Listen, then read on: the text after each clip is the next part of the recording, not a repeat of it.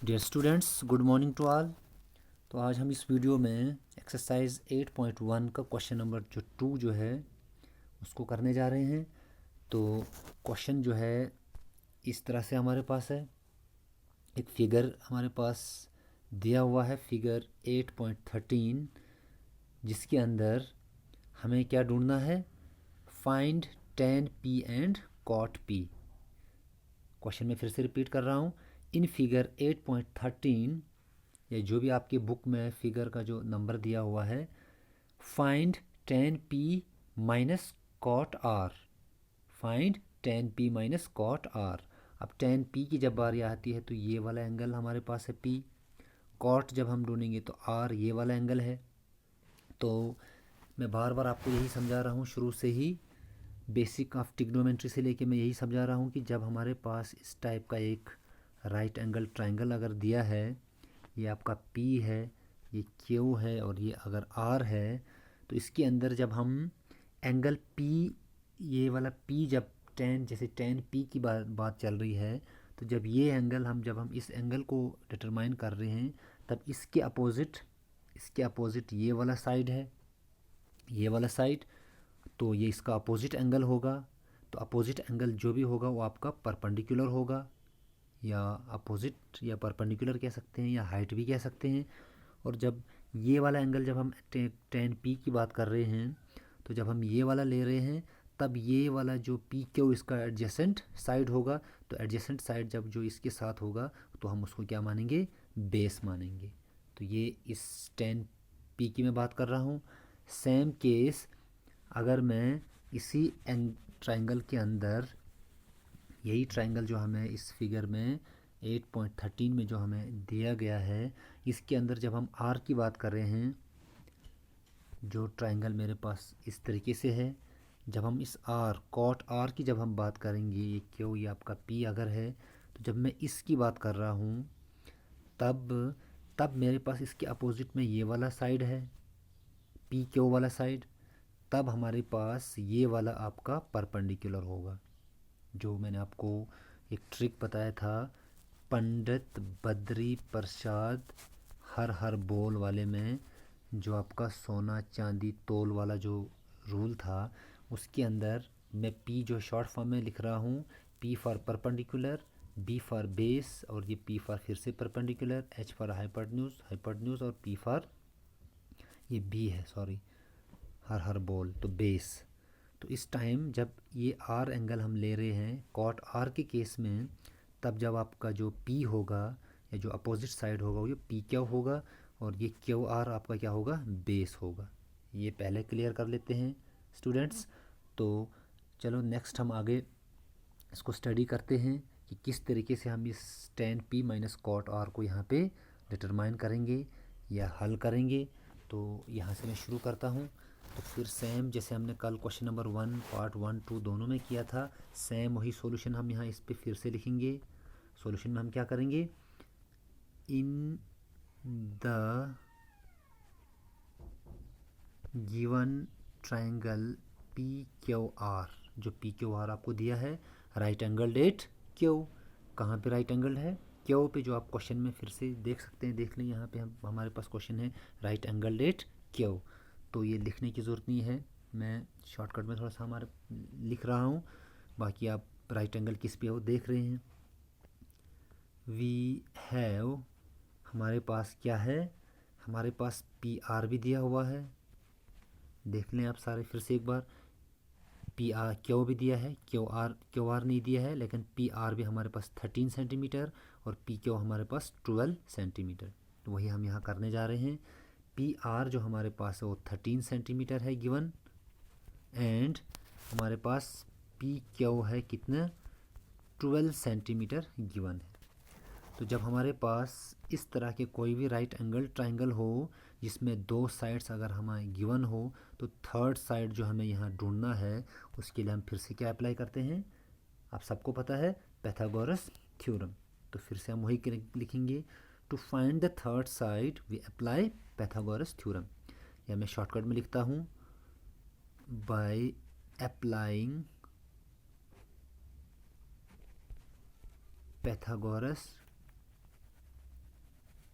Theorem we get. तो Pythagoras theorem लगाने से हम क्या हासिल कर सकते हैं? पाइथागोरस थ्योरम आप सब जानते हैं।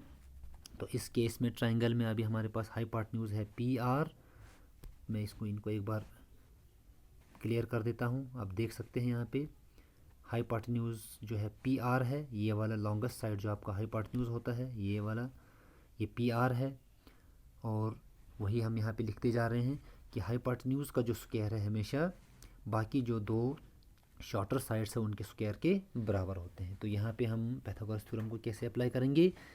P R square equal to, P R square means hypotenuse जो आपका है उसका square equal to P Q square plus Q R square. ये फार्मूला आपने अच्छे से याद रखना है। देखो यहाँ इसको फिर से लिख रहा हूँ, P R square equal to Q R square plus P Q square. ये हमारा है जो आपका पाइथागोरस थ्योरम। तो फिर आगे बढ़ते हैं। चलिए स्टूडेंट्स, यहाँ से हम आगे देखते हैं। पी आर हमें गिवन है 13, तो 13 सेंटीमीटर का स्क्वायर। क्यू आर हमें ढूंढना है तो हम इसको वैसे ही एज इट इज़ जैसा है वैसे रखते हैं, प्लस 12 सेंटीमीटर का स्क्वायर। जब हम आगे बढ़ेंगे तो आपको सबको पता है ये एल एच एस और आर एच एस क्या होते हैं, बिल्कुल इक्वल होते हैं। तो इसको उस साइड लिखो या इस साइड लिखो सेम।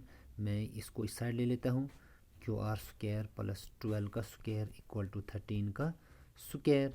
तो क्यू आर का स्क्वायर वैसे ही प्लस 12 का स्टूडेंट स्क्वायर जो है आप सब जानते हैं कितना होता है 144। और 13 का स्क्वायर आपको मैंने कल भी बताया था 1 to 30 कम से कम जो आपको स्क्वायर रूट का पता होना चाहिए, और 1 to 10 जो है क्यूब का भी पता होना चाहिए। 13 इंटू 13 169 होता है।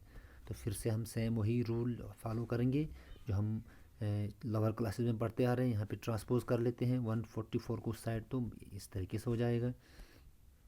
तो इस तरीके से क्यू आर का स्क्वायर आपका कितना हो जाएगा 25।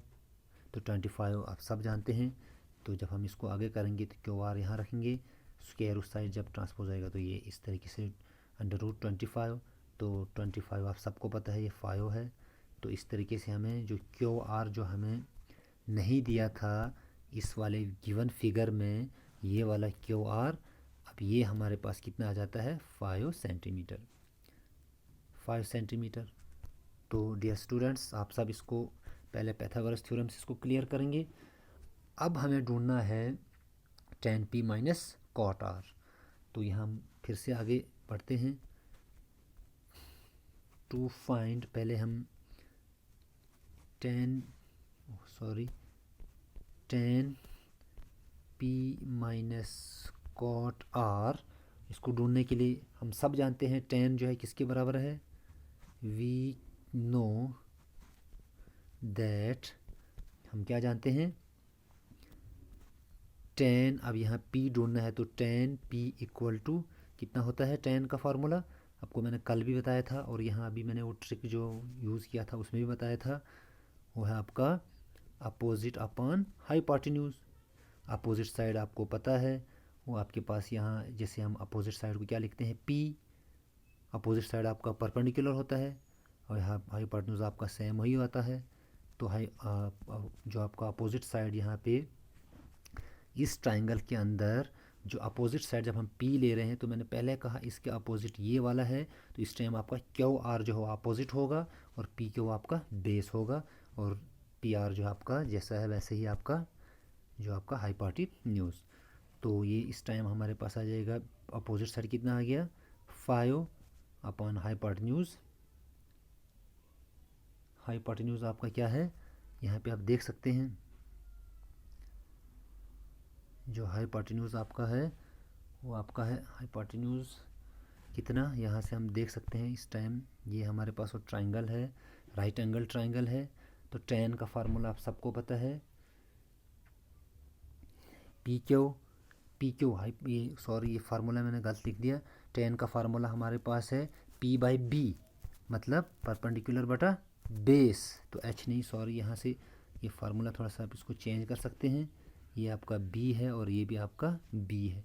तो बेस इस केस में आप देख सकते हैं इस ट्राइंगल में बेस इस वक्त हमारे पास एडजेसेंट साइड अगर p को लेके ये वाला है पी क्यू, तो इस टाइम हम यहाँ पे लिखेंगे, तो यहाँ पे हम इसको पुट करेंगे 12।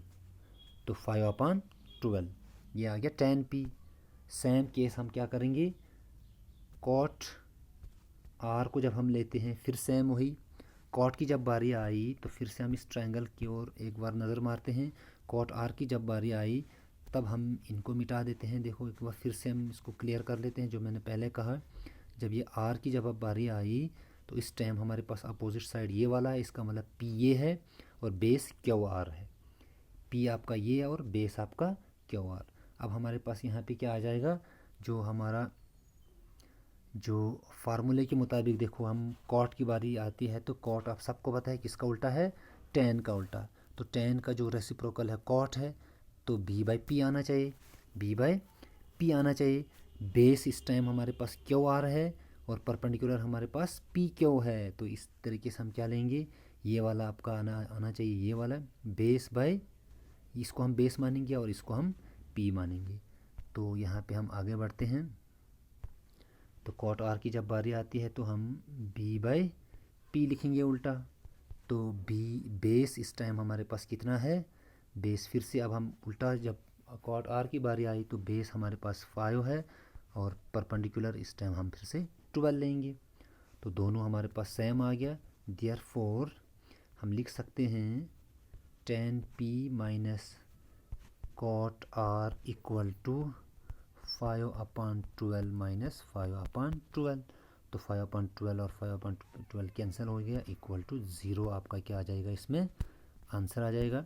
तो डियर स्टूडेंट्स, नेक्स्ट क्वेश्चन को हम नेक्स्ट वीडियो में देखते हैं। Thank you.